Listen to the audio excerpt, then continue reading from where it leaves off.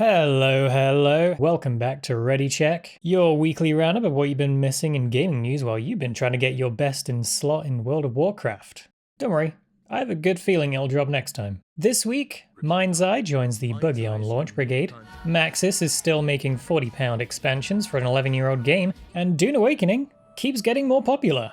Let's get into it. MindsEye, the debut game by builder Rocket Boy, has been under fire since its launch on Tuesday, mainly for its buggy release which has caused it to be the victim of review bombing on Steam. Among the over 1,000 negative reviews, there are some valid criticisms, such as repetitive gameplay loops, performance issues, and general bugginess including stuttering and distorted character faces. It's not all bad news though. Highlights of the game are the story, the visuals, and some engaging action moments. The general consensus from reviewers seems to be to wait for a while before spending £55 on it. Builder Rocket Boy released a statement on Reddit to say that they are working around the clock to improve performance. Since then, a hotfix has been sent out as of the 11th, but no further updates have come from the devs. My personal opinion has always been to never pre-order any video game unless you're very happy that it might not be what you expect it to be. FOMO is a thing, but I would rather let reviewers tell me it's buggy before finding out firsthand. Let's let them be the test dummies. A new expansion has just been announced for The Sims 4.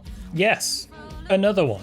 Enchanted by Nature is releasing next month and gives your Sims the ability to embrace a free-spirited lifestyle where you can forage, craft elixirs to cure ailments, and even become a fairy. This expansion introduces a new world with 3 neighborhoods: the coast of Admore, Spruce Dairy Grove, and Everdew, each of which have their own unique environments. Not only that, but your Sims can now have ailments. Finally.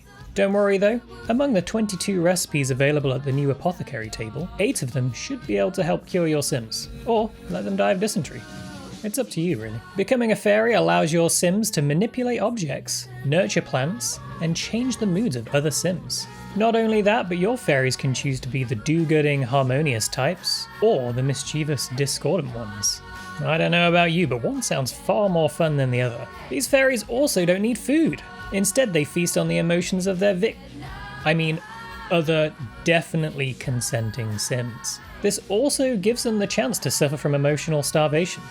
Been there. The release date for Enchanted by Nature is set for the 10th of July. I personally don't quite understand how Maxis have gotten away with shafting its player base into paying a total of £1,338 for all of its DLC combined. For that price, you can literally buy all of the other Sims games available on Steam with their DLCs 3 times over and still have enough money left over to buy yourself a half-decent takeaway.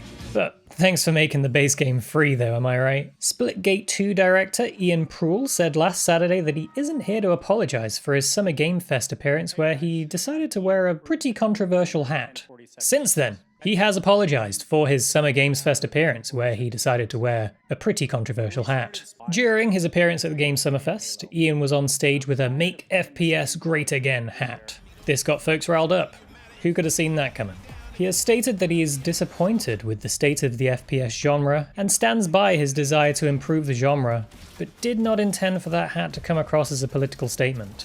All I'm saying is that it is no surprise to me that a director of a game dev company with hundreds of employees might have gotten out of touch with the community. I'm not part of said community, so I won't say anything further than that, but 1047 should really respect the position that they earned from developing the original Splitgate. Enough about that though. Would you like to hear more of me? Well, you can on Twitch. That's right, I play video games on the internet and call it entertainment. And boy are my streams one of the streams to ever exist. Twitch.tv/DanTheMan. Link in the description.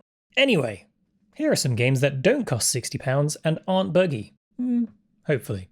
Path of the Abyss is a grid-based dungeon-exploring RPG with a cool black and white art style. In this game, you'll skill up your party to work together to fight foes in real-time combat. It's available now on Early Access and is only £5. Prefer to fight alone and with big guns? Hellbreak has you play as a legally distinct Doom Guy where you kill demons in this roguelite arena shooter. You can't let Doom Guy have all the fun. It's available and in Early Access too, and it can be yours for just over £10. Oh, you fancy shitting your pants instead?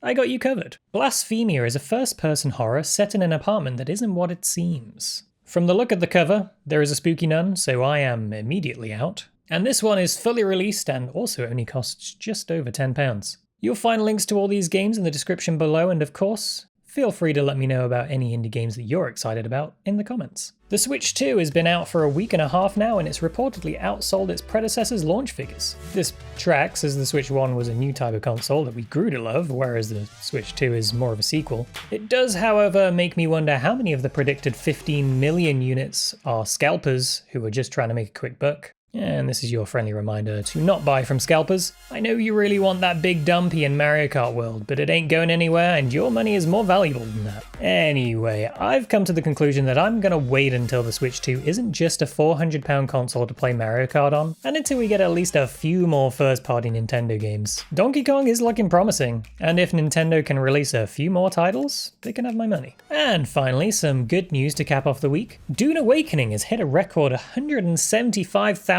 concurrent players. This is almost as many people as the entire population of Sunderland, which, for those of you who don't live in the UK, is a small place in England that even I wouldn't be able to place on a map. This puts it first place on Steam's top seller list, and the game currently sits with 20,000 positive reviews. It's nice to see Funcom really pull off what they did with Dune. I don't get tempted by many massively multiplayer open world survival games, but those worms, man. Those worms are tempting. And that about wraps things up. Any thoughts, opinions? Leave them down in the comments. And while you're down there, feel free to subscribe, maybe even give the video a like, I don't know. And I'll catch you for next week's Ready Check. See ya.